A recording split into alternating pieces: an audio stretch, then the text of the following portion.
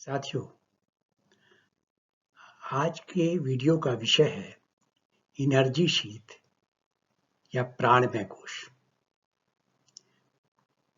हम सभी जानते हैं कि एनर्जी या शक्ति वेव्स यानी तरंगों के रूप में प्रवाहित होती है। सभी तरह की वैश्विक शक्तियों की तरंगों की आवृत्ति यानी फ्रीक्वेंसी ही प्राण है। प्राण क्या है? Frequency of energy. क्योंकि एनर्जी या शक्ति अलग अलग फ्रीक्वेंसियों पर होती है। अलग अलग तरह की शक्ति अलग अलग फ्रीक्वेंसियों पर होती है और जो प्राण है वो भी अपने कार्य डिफरेंट फ्रीक्वेंसियों पे अलग अलग फ्रीक्वेंसियों पे करता है। तो प्राण क्या है? Frequency of energy. और इसी से जीवन शक्ति प्रदान होती है। हम कह सकते हैं कि मनुष्य का शरीर एक ट्रांसफार्मर की तरह है,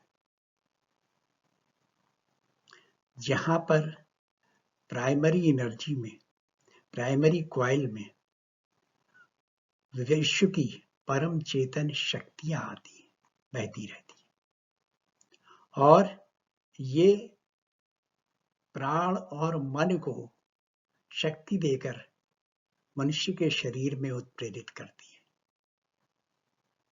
तो इस तरीके से परम चेतन शक्ति से ही मनुष्य को शरीर को प्राण और चेतन शक्ति प्राप्त होती है। और इस प्राण और चेतन शक्ति में से हम मनुष्य के सारी क्रियाओं को क्रियान्वित करते हैं। ये क्रियाएं कहाँ से आती हैं? मेंटल एनर्जी और फिजिकल एनर्जी के रूप में, जो कि हमें जीवन शक्ति देती है। हमारे भोजन से जो भी हम भोजन खाते हैं वो जो डाइजेस्ट होता है, उस डाइजेशन की प्रक्रिया में भी यही प्राण शक्ति कार्य करती है।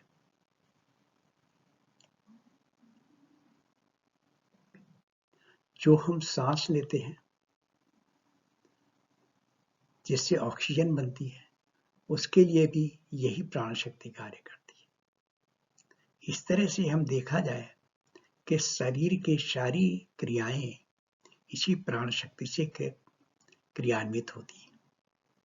चाहे वो श्वसन क्रिया हो, चाहे पाचन क्रिया हो, चाहे अवशोषण क्रिया हो या बाकी सभी कार्य हो। तो जीवन शक्ति में दो तरह की एनर्जी होती है, मेंटल एनर्जी जो कि मन से प्राप्त होती है और फिजिकल एनर्जी, और दोनों मिलकर ही जीवन शक्ति या लाइफ एनर्जी बनाती है। अब अगर देखा जाए प्राणमय कोश क्या है? प्राणमय कोश है प्राण से शरीर के विभिन्न अंगों का समावेश, जो कि शरीर की सभी क्रियाओं को क्रियान्वित करता है। इस तरह से प्राणमय कोश एक श्लोक के द्वारा वर्णन किया गया है। कर्मेन्द्रियैः पंचभिः संयुक्तोऽसौ प्राणी भवेत् प्राणमयस्तु कोशः। ये विवेक चूड़ामणि ग्रंथ है, संस्कृत का ग्रंथ है। इसमें ये सूत्र दिया हुआ है। इसका मतलब है कि एनर्जी शीट में, प्राणमय कोश में 5 प्राण, 5 ज्ञानेंद्रियां और 5 कर्मेंद्रियां, इनको मिलाकर हमारा प्राणमय कोश बनता है। अब प्राणमय कोश से जो बनकर हमारे शरीर की सारी क्रियाओं को कैसे संचालित करता है, ये हम आगे जानेंगे। लेकिन यह समझ लें कि जो भी हमें चिंताएं होती है अपने बारे में, वो हमारे प्राण प्रवाह को कमजोर करती है। क्योंकि प्राण क्या है? मन की ओवर कोटिंग, प्राण एक गुब्बारे की तरह है जिसमें मन हवा की तरह भरा रहता है। तो अगर जितना ही मन कम होगा उतना ही प्राण शक्ति अधिक होगी। अगर चिंताएं हैं तो इसका मन चिंताओं से भरा हुआ है। मन किससे भरा रहता है? या तो भूतकाल की बातें सोचता है या भविष्यकाल की बातें सोचता है, और हम भविष्यकाल की चिंता किया करते हैं कि आगे क्या होगा। तो चिंता प्राण प्रवाह को कमजोर करती है, और अगर हमारा प्राण का प्रवाह कमजोर होगा तो क्या होगा? हमें अवसाद की भावना आएगी, और इससे हमें रोग से लड़ने की क्षमता कम होगी, हम बीमार पड़ जाएंगे, हमारा शरीर में एजिंग होगी, मतलब उम्र का प्रभाव ज्यादा दिखने लगेगा। अगर हम संतुलित और संतुष्ट की अनुभूति करते हैं तो हमारे अंदर जीवनी शक्ति की चमक आती है, और हमारे प्रभाव में भी जो मनुष्य आता है वो भी शक्ति से गौरवान्वित होता है, अर्थात उसे भी शक्ति मिलती है। अतः हमें कोशिश करना चाहिए कि हम अपने मन को में बेकार की चिंताओं से दूर रखें, भविष्य और भूतकाल की को न सोचकर हम वर्तमान में जी।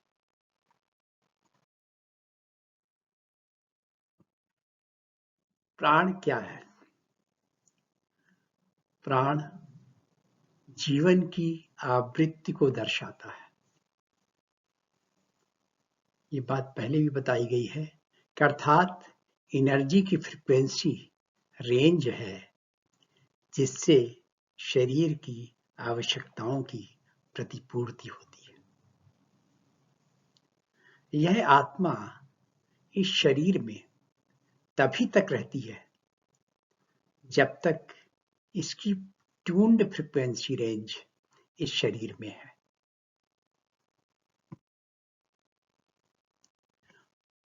प्राणमय कोश उस शक्ति या एनर्जी के इलेक्ट्रिकल, केमिकल, न्यूरोलॉजिकल, मेटाबॉलिक क्रियाकलापों को संपन्न कर इस शरीर को क्रियाशील बनाता है।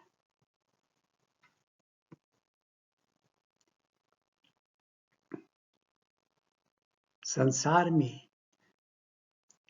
प्राणी जीवंत तभी होता है जब तक कि वो मानसिक और शारीरिक रूप से क्रियाशील होता है, और ये काम ये प्राण करता है। अब हम समझते हैं कि पंच प्राण क्या है। हर व्यक्ति के शरीर में जो भी शक्ति होती है वो दो तरह की होती है, इनेट एनर्जी और एक्वायर्ड एनर्जी, अर्थात जो मूलभूत शक्ति और जो हम अर्जित शक्ति, जिसे हम इस वातावरण से लेते हैं। मूलभूत शक्ति हमारे अंदर जेनेटिक कारणों से, यानी जब हम पैदा होते हैं उसके साथ ही मिलती है हमें, जो कि हमारे पेरेंट्स, माता पिता की तरफ से आनुवंशिक रूप से आता है। जबकि एक्वायर्ड एनर्जी या जो हम शक्ति अर्जित करते हैं वो हम खाने के, अपने भोजन के पाचन शक्ति द्वारा प्राप्त करते हैं। जो भोजन से रस बनता है उससे प्राप्त करते हैं, और इस तरह से ये संपूर्ण जीवनी शक्ति प्राण के रूप में हमारे शरीर में संचालित हो विभिन्न क्रियाओं को क्रियान्वित करती है। आप समझते हैं कि पंच प्राण क्या है। एक प्राण है जिससे हम इनहेलेशन करते हैं, जिससे हम श्वास अंदर ले जाते हैं, और जो हवा हम अंदर ले जाते हैं वो लंग्स, उसमें से जो हमारे फेफड़े हैं उसमें से ऑक्सीजन निकाल लेते हैं। ये ऑक्सीजन, ये प्राणवायु हमारे शरीर को ऊर्जा प्रदान करती है। वो कैसे कि जो रस भोजन के पचने से बनता है, उस पाचन शक्ति के ये क्रिया, जो पचने की क्रिया है, पाचन क्रिया, ये समान प्राण क्रियान्वित करता है। इस प्राण को समान प्राण कहते हैं, जो भोजन को डाइजेस्ट भी करता है, यानी पचाता है, एब्सॉर्ब करता है, शोषण कराता है, और इसके न्यूट्रिएंट्स को, जो भी पोषक तत्व हैं, इसी समान प्राण के द्वारा शरीर में शोषित होते हैं, और इस शरीर को बैलेंस करता है। बैलेंस जिससे कि हम सीधे खड़े हो सकें, सब तरफ से समान रूप से प्राण जाते हैं, और हम शरीर को एक तरह से एक मनुष्य के रूप में संतुलित कर पाते हैं। और यही डाइजेस्टेड जो रस बनता है, जो पाचक रस बनता है, जो खून में मिल जाता है, वो रक्त जो है, वो खून ऑक्सीजन का अवशोषण कर और अलग अलग सेल्स की तरफ जाता है, अलग अलग कोशिकाओं की तरफ जाता है, और वहां पर शक्ति प्रदान करता है। ये सर्कुलेशन का कार्य है, जो रक्त के चारों तरफ सर्कुलेशन होता है, रक्त चारों तरफ बहता है, ये कार्य हमारी व्यान प्राण करते हैं। और इस रक्त के साथ ही हमारे विचार और हमारा मन भी सारे शरीर में, हर कोशिका में प्रवाहित होता है। तो मन और प्राण एक साथ चलते हैं व्यान प्राण के साथ। डाइजेशन के बाद और शरीर की क्रियाओं के बाद जो भी गैसेस या जो भी तत्व बेकार होते हैं, उनका उत्सर्जन भी करने के लिए एक तरह की प्राण शक्ति का आवश्यकता पड़ती है। इस प्राण शक्ति को, जो कि इवैक्यूएशन के काम आता है, जो उत्सर्जन के काम आता है, इसको अपान प्राण कहते हैं। शरीर से जो भी पदार्थ, चाहे वो जो खराब पदार्थ हो, या जो भी उत्सर्जन बाहर की तरफ होता है, शरीर से बाहर निकाला जाता है, वो अपान प्राण के द्वारा ही होता है। अब जो पॉजिटिव एनर्जी बाहर निकलती है, यानी हम बोलते हैं, हम गाते हैं, हम जो भी कार्य ऐसे करते हैं जो कि एक तरह से पॉजिटिव एनर्जी कहलाती है, वो सब उदान वायु के द्वारा होता है, उदान प्राण की तरह होता है। उदान प्राण को असेंडिंग एनर्जी या आरोहित एनर्जी कहते हैं, आरोहित शक्ति कहते हैं, इसके ऊपर चढ़ता है। इस तरह से उदान शक्ति को अगर बढ़ाएं तो हमारे सारी शक्तियां मजबूत होती हैं।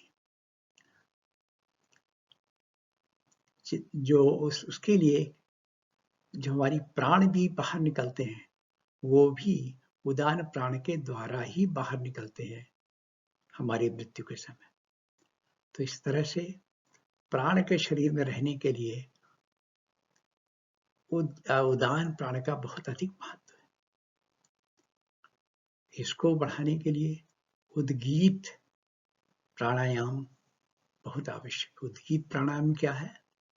इसमें हम ओम का उच्चारण करते हैं, और आ, उ, मा, ये तीनों अक्षर हम बोलते समय बहुत देर तक बोलते हैं, बहुत समय लगाकर बोलते हैं, जिससे कि बाद में हमिंग साउंड, एक भ्रमर जैसी के ध्वनि निकलती है। तो एक तरह से कहा जाए, उद्गीत प्राणायाम से हमारे उदान प्राण को शक्ति मिलती है, जिससे हम अपना जीवनी शक्ति बढ़ा सकते हैं। इस तरह से पंच प्राण और 5 ज्ञानेंद्रियां, 5 कर्मेंद्रियां प्राणमय कोश का निर्माण कर इस शरीर को जीवंत बनाती हैं और हम इस संसार में क्रियाशील हो पाते हैं। अगर ये वीडियो आपको अच्छा लगा हो तो आप इसे लाइक और सब्सक्राइब अवश्य करें।